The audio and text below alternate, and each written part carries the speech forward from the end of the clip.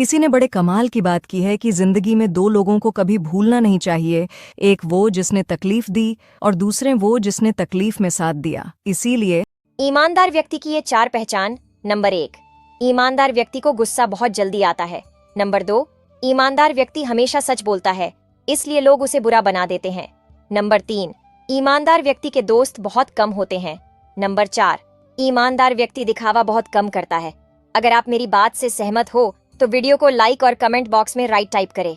ऐसी औरत के साथ भूल कर भी न करें विवाह, वरना अब तक कमाई हुई सारी इज्जत एक पल में मिल जाएगी मिट्टी में और घर हो जाएगा बर्बाद।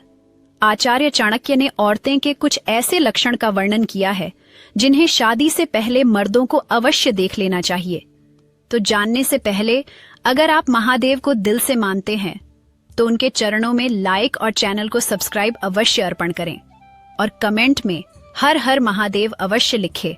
तो चाणक्य के अनुसार जिस महिला के पैर की कनिष्ठा उंगली या उसके साथ वाली उंगली धरती को छू ना पाती हो, अंगूठे के साथ वाली अंगुली ज्यादा लंबी हो, ऐसी स्त्रियां हालात और परिस्थितियों के अनुसार अपना चरित्र बदल लेती हैं। ऐसी महिलाएं स्वभाव में बहुत क्रोधी होती हैं, जिन पर नियंत्रण कर पाना मुश्किल होता है और इन पर कभी भी विश्वास नहीं किया जा सकता है। जब औरत का दिल मर्द से भर जाता है तो ये 3 काम करना शुरू कर देती है। पहला, मर्द के साथ बदतमीजी करना। दूसरा, मर्द की बात ना मानना। तीसरा, हर वक्त लड़ाई झगड़े करते रहना। अगर आपके मायके में आपके पति की कोई बुराई करता है और आप भी उनके साथ मिलकर अपने पति की बुराई करने लगती हैं ना, तो याद रखिए वहां पर आप अपनी इज्जत कम कर रही हैं। क्योंकि जहां पर आपके पति की इज्जत नहीं होती ना, वहां पर आपकी भी कोई इज्जत नहीं होती। 3 जगह है जहां स्त्री को कभी भी अकेली नहीं छोड़नी चाहिए।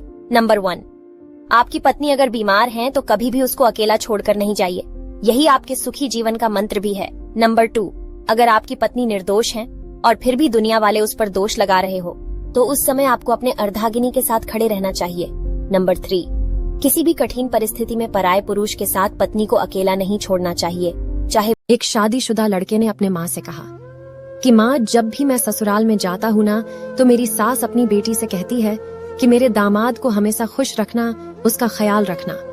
लेकिन माँ, आपने मुझे कभी ये नहीं कहा कि मेरी बहू को हमेशा खुश रखना, उसका ख्याल रखना। उल्टा आपने हमेशा मुझे मेरी बीबी के खिलाफ भड़काया है।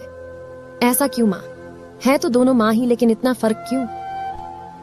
अब आप लोग बताइए कि एक सास अपने बहू के प्रति इतना भेदभाव क्यों रखती है?